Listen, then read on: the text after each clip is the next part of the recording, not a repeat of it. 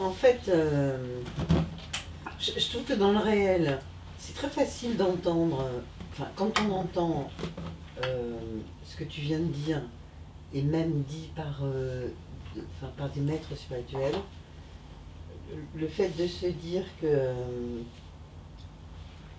ce serait mieux si c'était autrement, en fait, dans le réel, c'est vachement dur. Qu'est-ce qui est dur? Je trouve que c'est extrêmement difficile. Faisons-le ensemble. Faisons-le ensemble. Pardon? Faisons-le ensemble. Alors, tout irait très bien si seulement. Non, mais j'essaie d'être. Non, mais on va pas. Attends. Ici, on va pas faire de métaphysique. Je trouve que dans le réel, c'est on va faire l'expérience. Extrêmement difficile. On est dans le réel, là. Non, mais dans la vie de tous les jours, ah bah tiens, si elle m'avait dit ça, si il s'était comporté comme ça. La vie de tous les jours, elle apparaît quand? Hein? La vie de tous les jours, elle apparaît quand? La vie de tous les jours, c'est dans le quotidien. Mais ça apparaît quand? Ça apparaît quand? Et c'est quand ça? C'est maintenant. Ah, voilà. Alors. Attends. Alors. Je peux continuer. Le toit, en fait, j'ai écouté une vidéo de, je sais pas si tu connais Eric Edelman et Sophie Edelman. C'est des disciples d'Arnaud Desjardins. Et en fait, Eric justement posait cette question-là. Il y a quelqu'un qui avait posé la question sur une vidéo qui était au Canada. Et il disait, en fait, tout est une question de refus. Mais finalement, dans la vie de tous les jours, il y a par moments, c'est vraiment extrêmement difficile. Enfin, moi personnellement, je trouve qu'il y a des moments, c'est extrêmement difficile d'accepter que le réel n'est que ce qu'il est. Et en fait, moi, il y a des moments, je voudrais toujours autre chose à la place de ce qui est. C'est vraiment pas une chose simple, hein. Pour moi. Elle est bien la seule. Hein. Tu es bien la seule. Hein. Je sais pas comment vous faites. Hein. Je viens au satsang régulièrement. Voilà.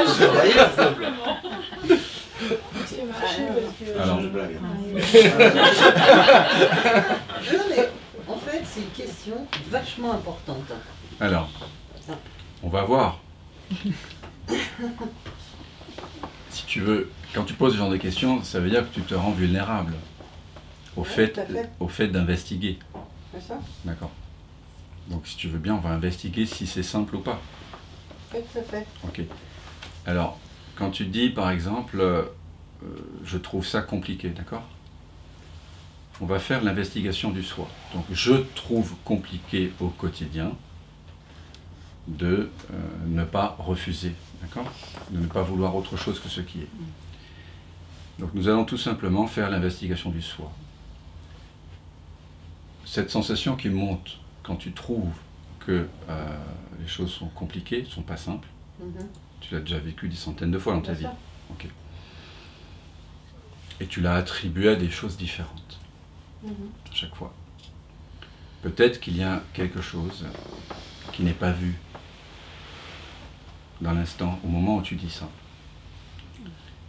Peut-être qu'il y a quelque chose qui est tout le temps là et qui n'est pas remarqué. Qu'est-ce qui est toujours là? Que tu sois heureuse, que tu acceptes les choses, que ça dise oui ou que ça dise non. Qu'est-ce qui est toujours là? Qu'est-ce qui est toujours là? Moi? Oui, toi, tu es toujours là. Oui, tout à fait. Ouais, toi, je. Hein, je est toujours là.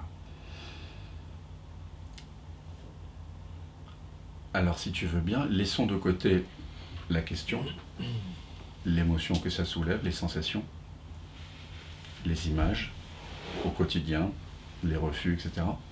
Et pose-toi la question maintenant, quel est ce jeu qui trouve que c'est difficile au quotidien? Parle-nous de ce jeu au nom duquel ces pensées, ces sensations, ces émotions s'élèvent. Tu veux que je réponde? C'est le sens même de l'investigation du soi. Ouais, je suis totalement donc d'accord. qui est ce moi, jeu? Je dirais, c'est vraiment l'ego. C'est vraiment l'ego, en fait, dans toute sa puissance, qui veut que ce soit comme ça. Donc l'ego, on est bien d'accord, on est bien d'accord. C'est je. C'est ce que toi tu appelles jeu pour l'instant. Oui. Voilà. C'est Pour l'instant, effectivement, tu as associé je suis, à un ego, c'est-à-dire à Anne, à des histoires, à un corps, des sensations, des mémoires, des préférences, etc. D'accord? Ok.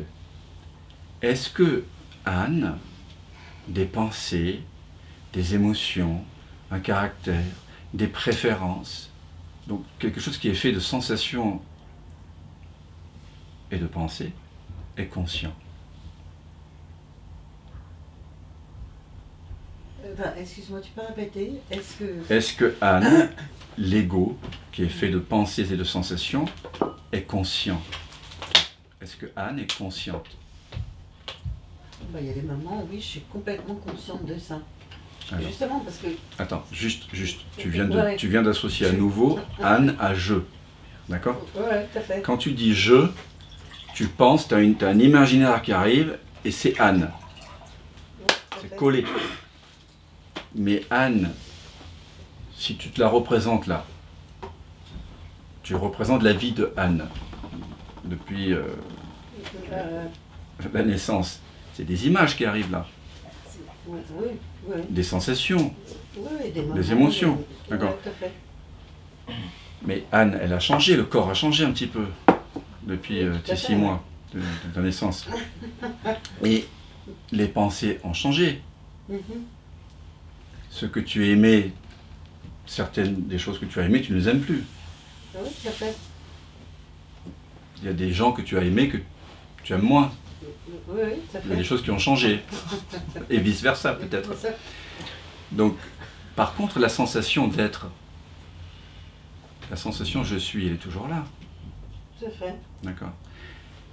Donc, ce qui est toujours là, est-ce que ça peut être affecté par ces pensées, par ces sensations qui sont changeantes?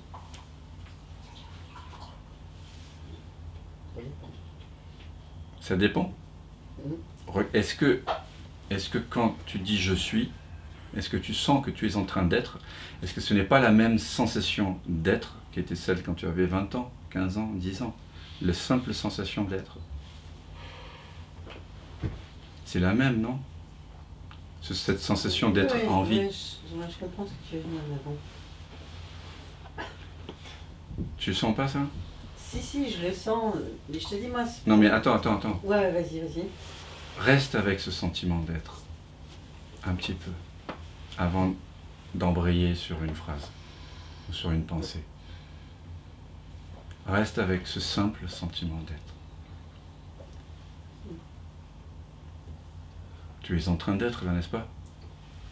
En ce moment. Oui, tout à fait. Ouais. Tout à fait? Ou vraiment? Ah oui. D'accord, c'est évident. Cette évidence, tu l'as ressentie à plein de moments dans ta vie. Est-ce que cette évidence d'être peut être colorée? Cette évidence d'être, elle est consciente. Cet être, il est conscient, cet être, non? Oui, tout à fait. Ouais. Il est présent et il est conscient. Est-ce que le fait que tu sois conscient d'un film de malheur, de tristesse ou de joie affecte la conscience qui en a conscience? Non. Est-ce que quand au cinéma un personnage saigne, l'écran saigne? Non. Dans cette analogie de l'écran, c'est un écran conscient. D'accord? Je suggère que cette connaissance que tu as de toi-même, là, quand je te pose la question, est-ce que tu es en train d'être, et que tu souris et que tu dis bah oui, elle pointe vers une expérience très intime, qui a toujours été la tienne. Et cette expérience intime d'être, elle ne peut pas être perturbée par ce dont tu as conscience, ce dont tu as connaissance. En vérité, si tu regardes bien. Oui, c'est vrai. D'accord. Donc ce que je suggère, c'est que tu as souffert en fait parce que tu as pris je, qui est cela qui se connaît lui-même,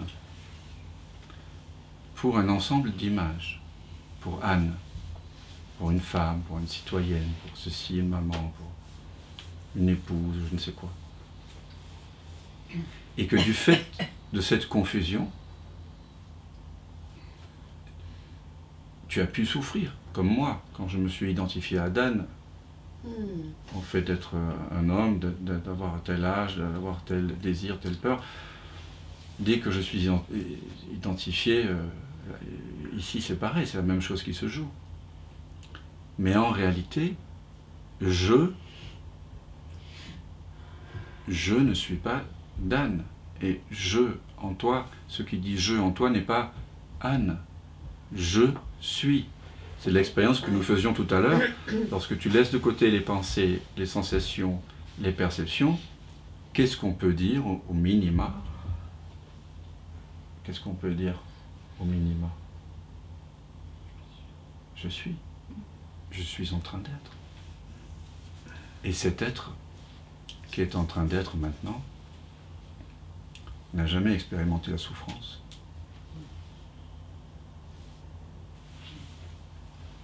L'être qui est en train d'être, qui dit je suis. Et en fait, chaque fois que tu expérimentes la souffrance, c'est qu'il y a un glissement, petit glissement sémantique, tu vois, une petite erreur d'attention. C'est tout. C'est juste à un moment donné, on dirait un serpent. Et puis quelqu'un t'aide, tu dis, non, regardez, non, regarde là, tu vois. En fait, il bouge pas, là, regarde. Je le tape dessus, là, tu vois, tu vérifies en fait, tu vérifies. Et tu vois que c'est pas un serpent, c'est une corde. Du coup, la peur s'arrête net. Et c'est pareil quand on explore ici l'être que nous sommes, sur lequel on a surimposé mille et une choses. Quand on sépare de l'être ce qu'il n'est pas, par la connaissance tout simplement, ou par l'amour, l'être qui se retrouve lui-même se redécouvre sans souffrance. La souffrance est vue comme étant une illusion, et la peur du quotidien aussi.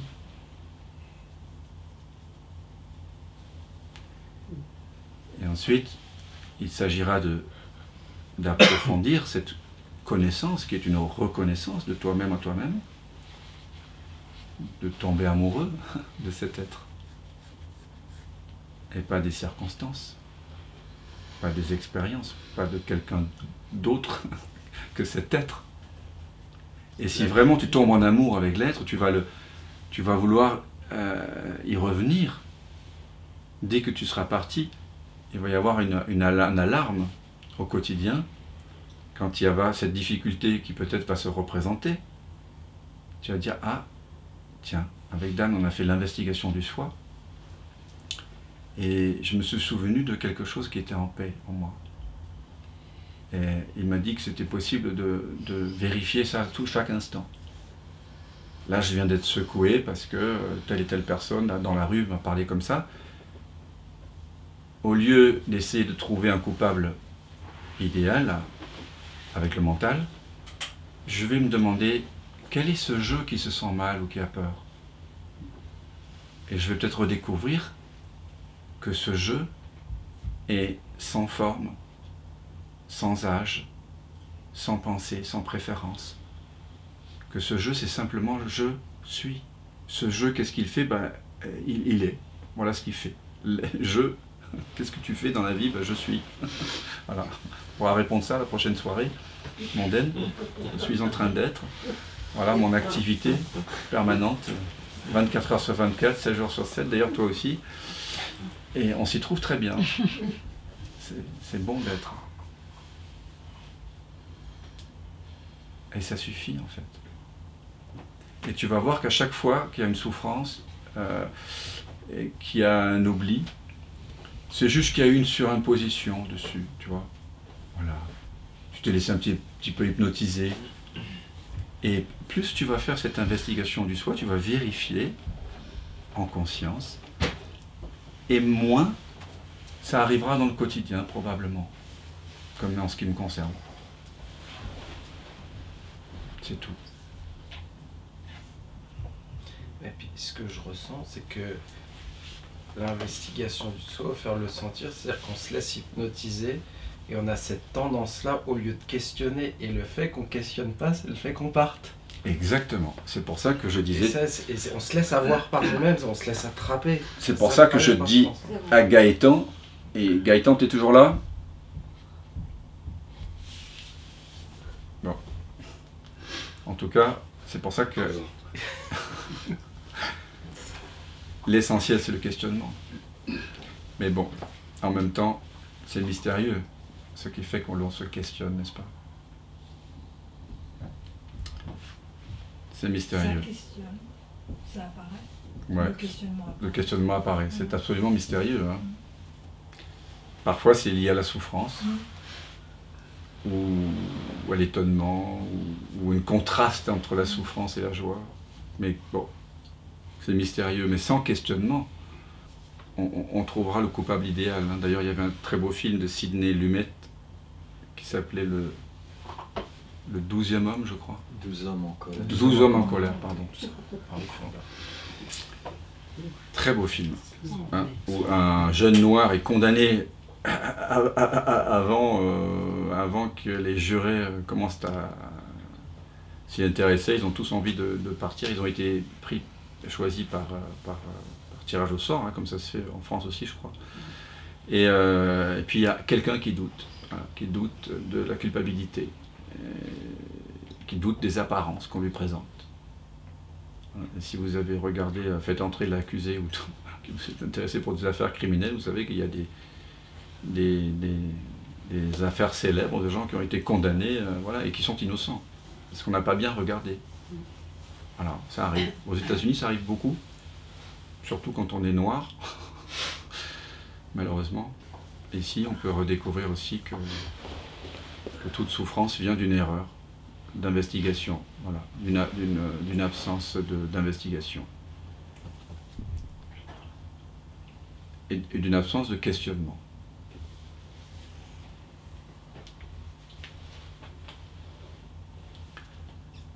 Mais le fait que la question apparaisse, c'est aussi que petit à petit, la conscience a envie d'être consciente d'elle-même.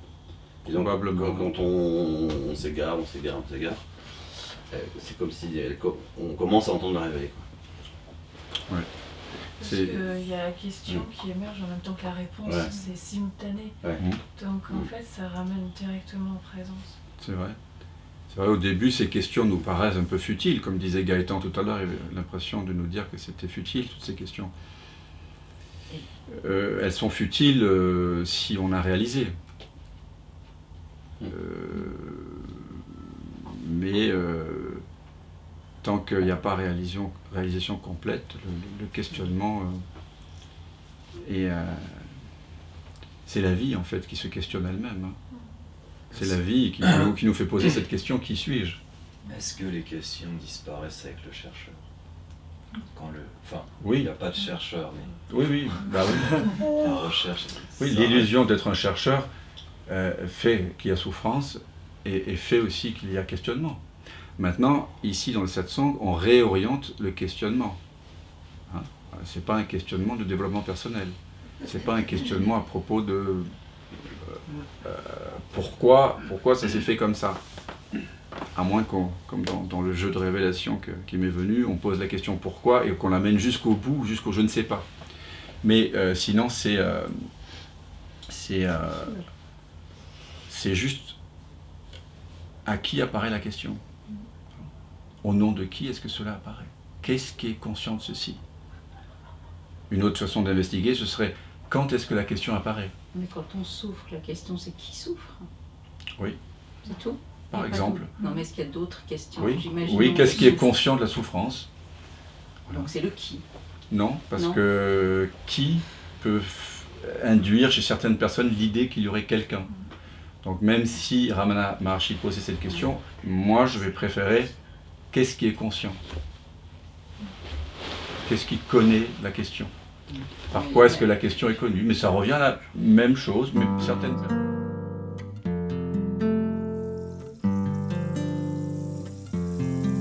J'aime nuager au gré du vent, j'aime mourir à chaque instant, J'aime rire et pleurer quand la vague sourd. J'aime naître et renaître chaque jour. J'aime écouter le chant du merle d'un soir qui, au creux de l'hiver, en plein cœur de Paris, me libère le printemps dans mon ventre attendri. Il m'apprend qu'on ne perd rien à recevoir. J'aime entendre la pluie et son doux rythme impair qui me brouille mes pistes même quand j'ai l'air d'avoir tout compris. Visiter l'essentiel comme tant d'artistes qui oublient l'essentiel. J'aime au hasard parfois d'une foule anonyme embrasser son tumulte, être chaque credo, laisser chuchoter l'âme et les voix qui m'intiment qu'il n'y a rien d'occulte à voir que tout est beau. J'aime quand tout est là, c'est ça la vie, c'est le fruit d'aimer.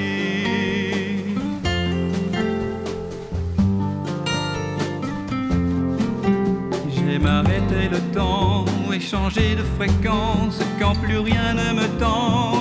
Habiter le silence, vulnérable et puissant, lâcher prise vraiment, épouser le courant d'une autre existence.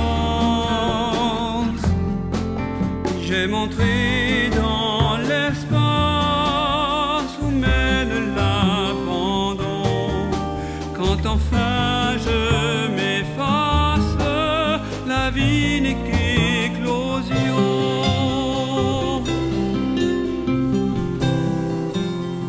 J'aime quand tout est là, la vie c'est ça, c'est le fruit d'aimer.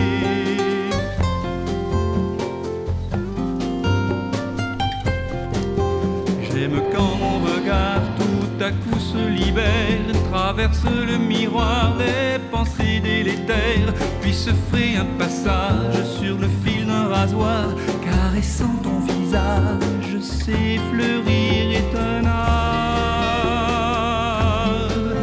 J'aime vivre avec toi quand chaque mouvement est une action de grâce, car c'est en délaissant le pourquoi du pourquoi qu'enfin j'ai reconnu ce chez soi, cet espace où règne l'inconnu.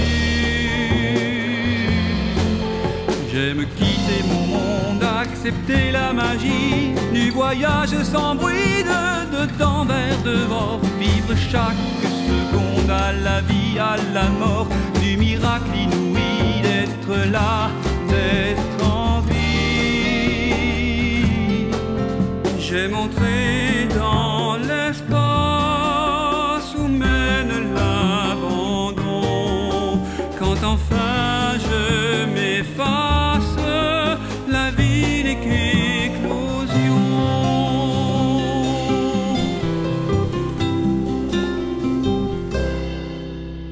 J'aime quand tout est là, c'est ça la vie, c'est le fruit